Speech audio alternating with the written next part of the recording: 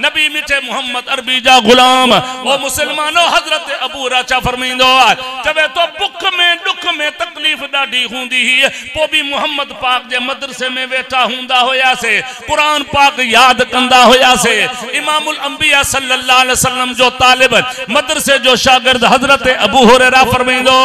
चवे तो त्रे दिहाड़ा गुजरी चुका कथम टुकुर ना आयो मानी न मिली बुख जे करे बाहर निकली आयम रस्ते ते बैठो मान को अचे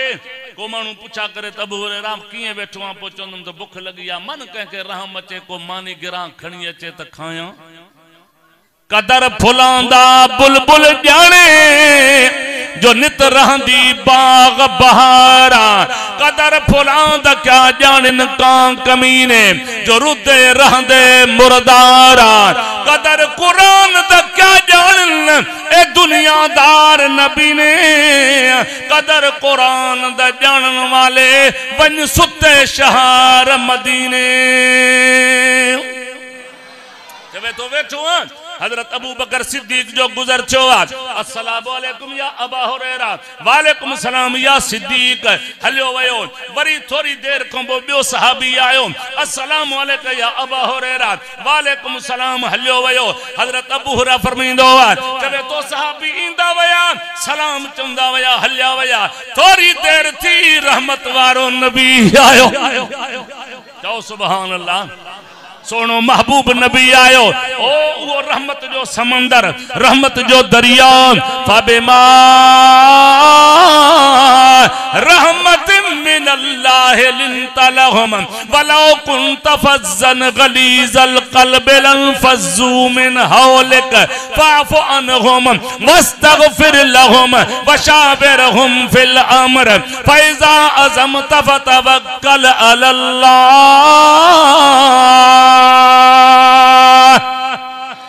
इल्लल्लाह युहिब्बुल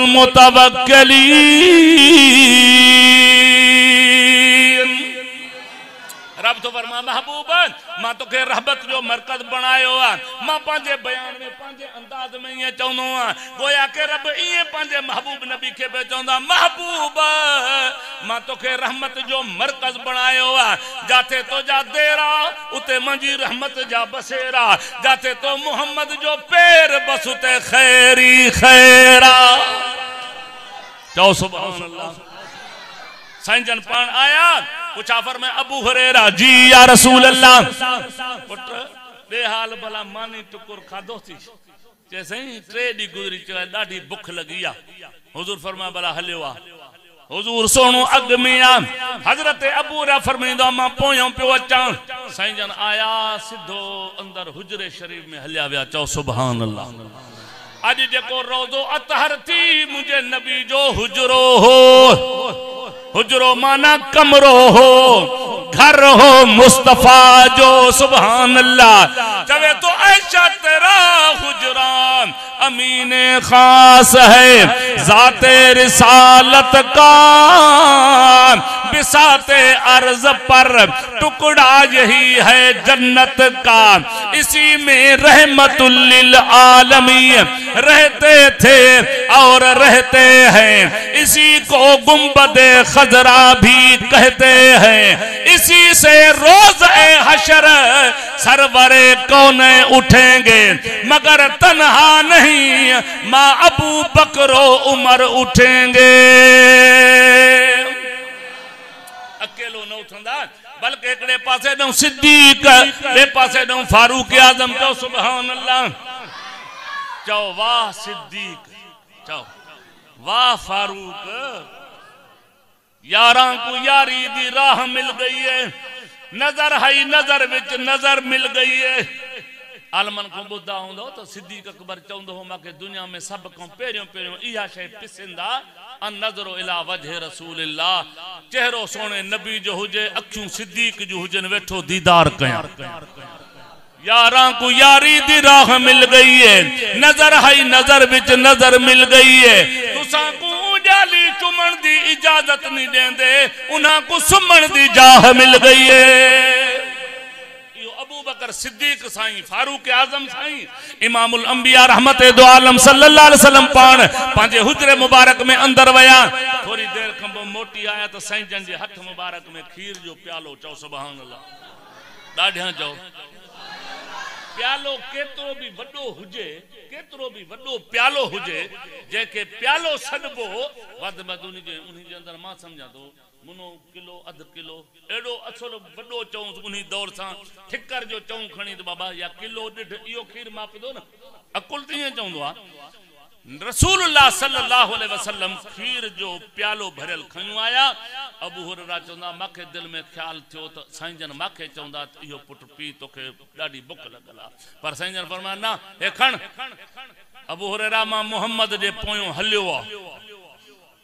साईं जन अग्यां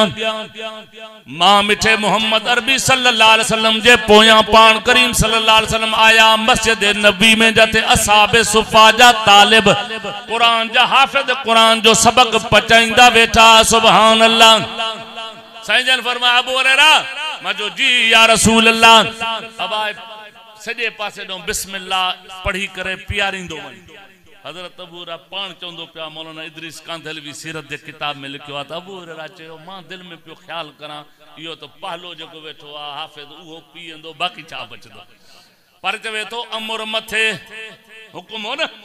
मां बिस्मिल्लाह रहमान रहीम चई करे पियारण शुरू कयो हिकड़े भी पीतो बे भी पीतो टे भी पीतो अबू हुरैरा नबी जो सहाबी फरमाइंदो चवे तो चौथे पंजे छह पीतो मां ॾिठो त प्याले में तिर जेतरी भी कमी न आई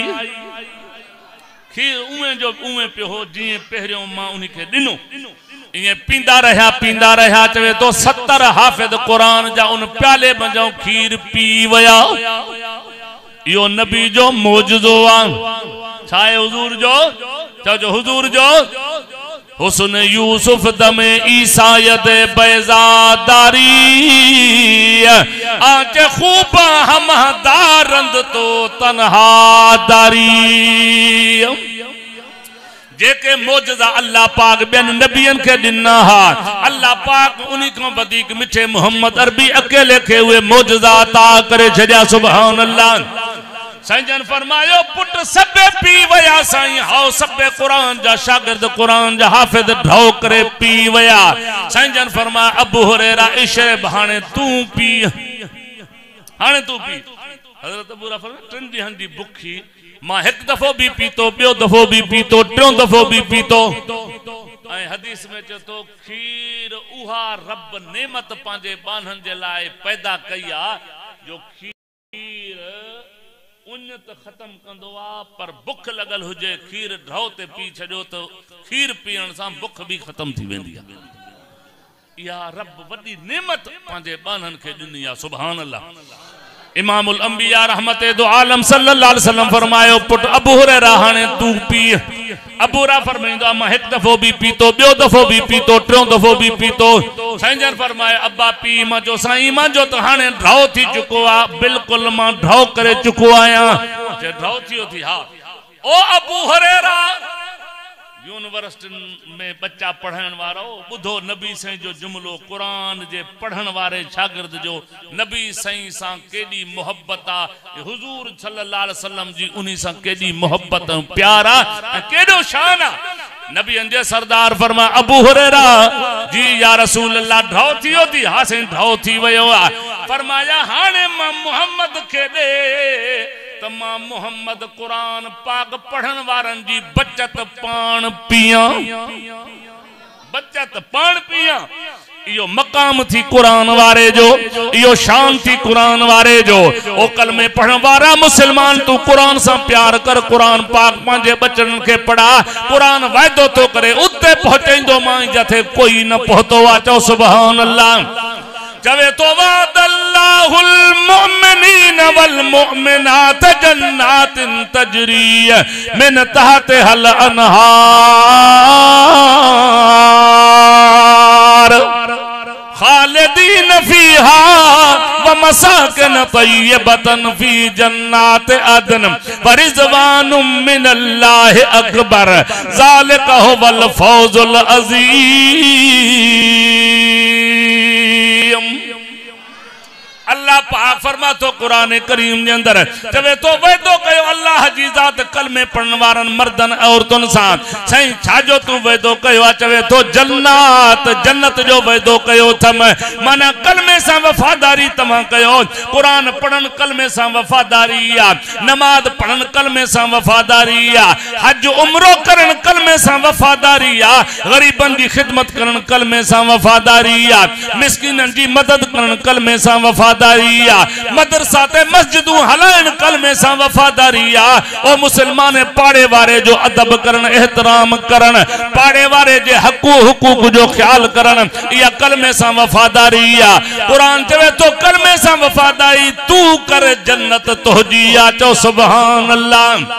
चवे तो जो तड़पाती है दिल मेरा वो उल्फत है मोहम्मद की जो है पेशे नजर वो अकीदत है मोहम्मद की गुनाहगारों न घबराओ सियाकारों न शर्माओ सुनो आवाज कानों में जो आती है मोहम्मद की गुनाहगारों को जन्नत से खड़े दरबान रोकेंगे हुक्म होगा कि आने दो ये उम्मत है मोहम्मद की चो सुभान अल्लाह चो सुभान अल्लाह।